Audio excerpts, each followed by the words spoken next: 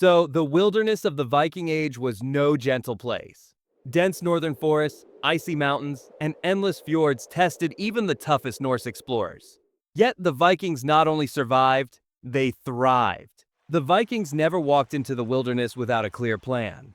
For them, a trip into the wild was not just hunting or trading. It was a serious mission that could mean life or death for the whole group.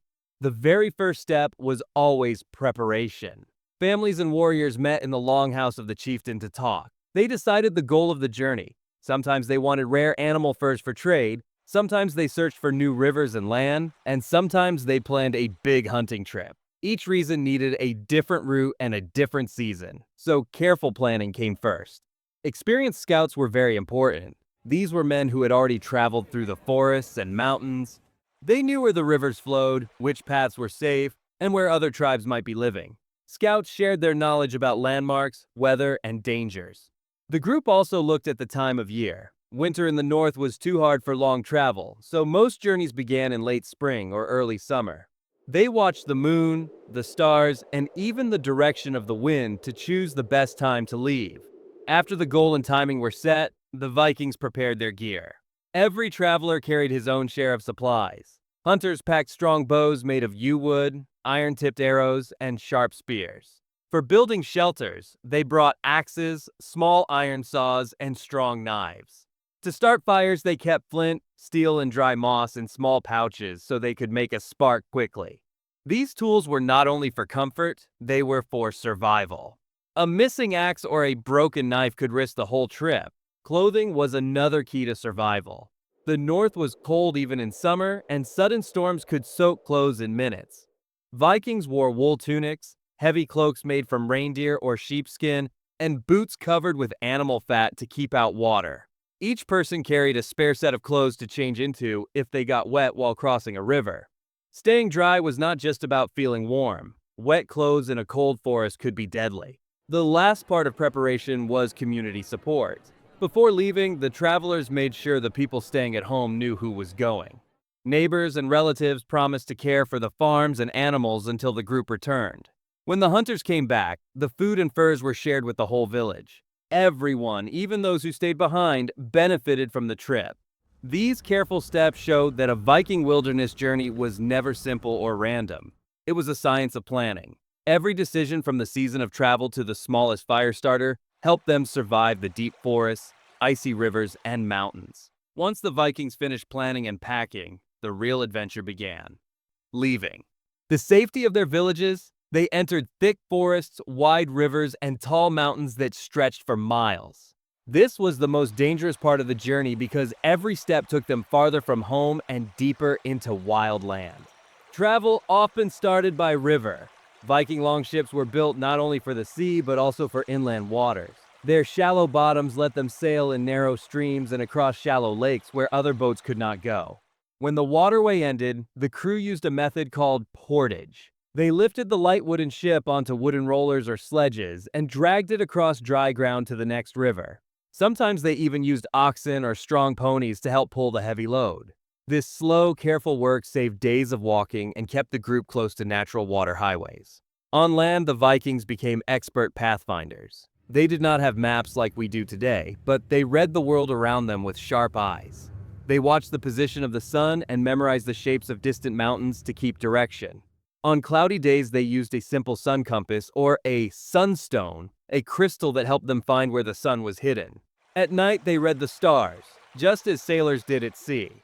Scouts cut marks into tree trunks or stacked small piles of stones called cairns so that they could find the way back. The forests were full of life and danger. Silent hunters like lynx and wolves moved in the shadows. To stay safe, Viking groups kept close together and posted guards at the front and back of the line. They avoided noisy travel, speaking in low voices, and covering bright metal parts of weapons to prevent reflections. Crossing mountains was even harder. Loose rocks, sudden snow, and strong winds tested their strength. Teams tied themselves together with ropes when climbing steep paths so no one would fall. They used iron-tipped staffs for balance and nailed pieces of iron under their boots for grip on icy stone. Food and water during the march came from the land itself. Streams provided fresh water, but the Vikings were careful to drink only from fast-moving channels to avoid sickness. While moving, hunters quietly shot small game like hares and grouse with bows. Others gathered edible plants and roots. These quick catches kept the group fed until they reached the next base camp. Enjoying the video so far? Hit subscribe now to keep exploring Viking history with us. When the Vikings reached the deep wilderness, their first need was a safe place to rest. Building the right shelter was more than comfort. It protected them from rain, wind, wild animals, and even enemies. Every location called for a different style of camp, and the Vikings used clever methods to match the land and weather. The team never stopped at random. Scouts searched for ground higher than the nearest river so sudden floods could not wash them away. They looked for natural windbreaks such as large rocks, dense pine trees, or hillsides. Dry soil was important because wet earth could freeze at night and steal body heat. Fresh water had to be close, but not so close that animals would wander into the camp. If the group planned to move again the next morning, they built simple lean-tos or small huts. Using long pine branches and animal hides, they made a slanted roof that shed rain. The floor was covered with spruce needles or dry grass to keep them off the cold ground. A single fire pit burned in the center. Vikings often ringed the fire with stones to hold heat through the night and to stop sparks from starting a forest fire. For hunting trips that lasted many weeks, the Vikings built stronger cabins. Logs were stacked in an interlocking pattern so the walls stayed tight. Gaps were filled with moss and clay to block wind. Roofs were heavy with layers of birch bark and turf, which kept water out and trapped warmth inside. These camps often included small storage pits dug into the earth to keep meat cool and safe from animals. A raised platform inside the cabin worked as both a bed and a place to dry wet clothes. In rocky highlands, trees were rare, so Vikings used stones and driftwood. They piled flat rocks to form low walls and stretched sails or animal skins across wooden poles for a roof. Along the coast, they built huts from seaweed, sand, and whale bones, taking advantage of whatever nature gave them. Archaeologists in Greenland have found traces of these coastal shelters, proving that Viking sailors adapted to every environment. Every camp needed guards. Simple fences of sharpened stakes or stacked logs marked the edge. Watchers took turns through the night, blowing horn signals if wolves or strangers approached. Inside, daily work followed a steady rhythm. One team gathered firewood, another prepared food, and skilled hands repaired weapons and tools. Children or younger members fetched water and kept the fire alive.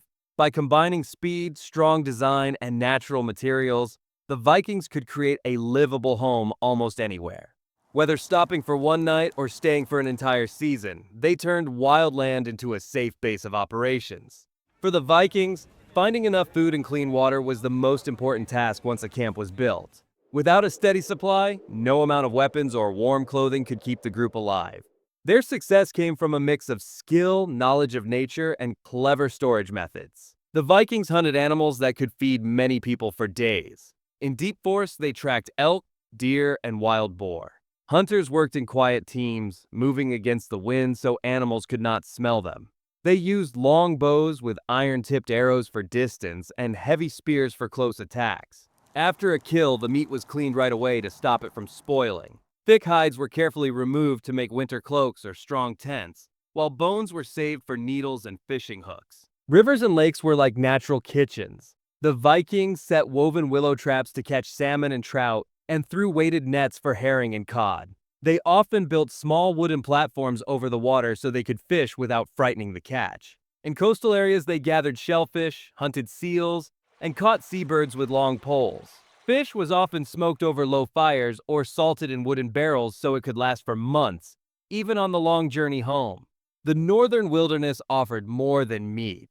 Viking women and younger crew members searched for berries, edible roots, and wild onions. Blueberries, lingonberries, and cloudberries were favorites because they stayed fresh for many days and added vitamins that prevented sickness like scurvy. They also picked herbs such as yarrow and juniper, which doubled as medicine for stomach pain and wounds. Clean water was a constant need. Scouts always searched for fast-moving streams because still water could carry disease. When no stream was nearby, they collected rain in animal skin bags or hollowed wooden bowls. In winter, they melted snow over the fire, careful to warm it slowly to avoid wasting precious fuel.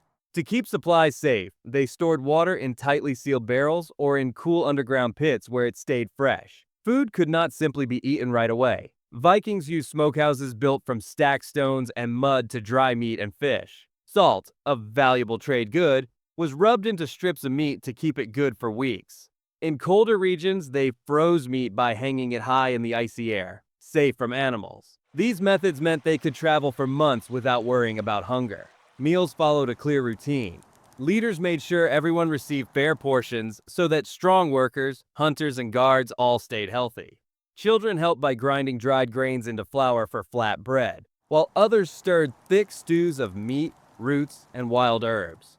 The Vikings also had to keep their bodies warm and strong through long, cold nights and sudden storms. They developed many clever ways to stay healthy, even when the weather was harsh and medical help was far away. Vikings dressed in many layers to trap heat. Closest to the skin, they wore soft linen shirts that kept sweat away. Over that came thick wool tunics and trousers, which held warmth even when slightly damp. In winter, they packed extra socks of felted wool and sometimes filled their boots with dry moss for extra insulation. Archaeological finds from graves in Norway show these layers preserved, proving how seriously they took cold protection. A steady fire was a lifeline. Vikings dug deep hearths or built stone fire pits inside their shelters so flames could burn safely all night. Large stones were heated in the fire during the evening and then moved beside bedding to release warmth slowly while everyone slept. When traveling, they carried small iron pots holding glowing coals so they could restart a fire quickly without wasting flint and steel. Illness or injury in the wild could be deadly, so the Vikings carried natural remedies. Honey, which does not spoil, was used as an antiseptic for cuts. Pine resin was melted and applied to seal wounds and stop bleeding. Dried herbs such as chamomile calmed fevers, while crushed juniper berries helped fight stomach infections. Archaeologists have even found simple surgical tools like tweezers and small knives in Viking sites, evidence of basic medical practice. Long marches and hard labor drained energy. The group rotated heavy tasks like wood chopping and water hauling to avoid exhaustion. Before sleeping, they ate hot stews or drank warm goat's milk to keep body temperature high through the night. During travel, they stopped often for short breaks instead of long rests, which kept blood moving and reduced the chance of frostbite. Even far from home, Vikings valued cleanliness. They washed hands and faces in cold streams and scraped their skin with bone or metal combs to remove dirt and sweat. They boiled water for drinking when they suspected contamination. By keeping cooking areas separate from sleeping quarters, they avoided foodborne sickness. Burial sites show combs and small soapstone bowls, proof of these hygiene habits. Wild animals, sudden storms, and rival groups could strike without warning. To stay alive, they created strong systems of defense and safety that worked day and night. Every camp had a clear guard schedule. Teams rotated through the night so that someone was always awake. Scouts with sharp eyes climbed nearby hills or tall trees to keep a wide view of the land. Horns carved from animal bone were kept ready. A single long blast warned of wolves or bears, while two quick blasts signaled human intruders. These signals allowed everyone to react instantly without confusion. Vikings quickly built defenses around their camps. They sharpened long poles and set them into the ground to form offensive stakes, pointing outward like spears. When trees were scarce, they stacked heavy stones to create a low wall. In snowy regions, they even piled hard-packed ice into ridges to block attacks. These barriers slowed both animals and enemies, giving the guards time to respond. While traveling, each adult carried a personal weapon, a knife or small axe, at all times. Warriors kept heavier arms like spears, round shields, and swords within arm's reach inside the shelter. Some groups placed shields along the outer wall at night so they could be grabbed in seconds. To stay connected in dangerous terrain, Vikings used more than horns. They lit quick beacon fires on hilltops if a scouting party spotted strangers from afar. The smoke carried for miles and told the main camp to prepare. Inside dense forests where smoke might not be seen, they left carved wooden markers with secret symbols pointing to safe routes or warning of threats. Violence was not always the first answer. When crossing territory of other tribes, leaders sent forward a small group with gifts of salt, fish, or iron tools to show peaceful intent. This diplomacy often avoided fights and sometimes opened new trading opportunities. Old sagas mention such exchanges, showing the Vikings valued smart negotiation when possible. The return trip demanded as much care as the outward trek, because boats heavy with goods were slower and more vulnerable. The route home often included trading stops. Vikings visited small coastal settlements or river villages to exchange part of their catch for silver, salt, or fine cloth. Historical finds of Arabic coins in Scandinavia show how far these trade networks reached. A single successful expedition could bring wealth equal to months of farming. Once home, the entire village gathered to welcome the travelers. Goods were not kept only by those who made the journey. The chieftain received a portion for the community, then the rest was divided among the crew according to effort and skill. The Vikings showed us how skill and courage can turn the wild into a home. From careful planning to fearless travel and smart survival tricks, they proved that nothing is impossible with teamwork and knowledge. What do you think was the most impressive part of their journey? Building hidden camps, hunting in silence, or crossing frozen mountains? Could you survive a single week using only these Viking methods? Share your thoughts in the comments below, like this video if you enjoyed the story, and subscribe for more real adventures from Viking history.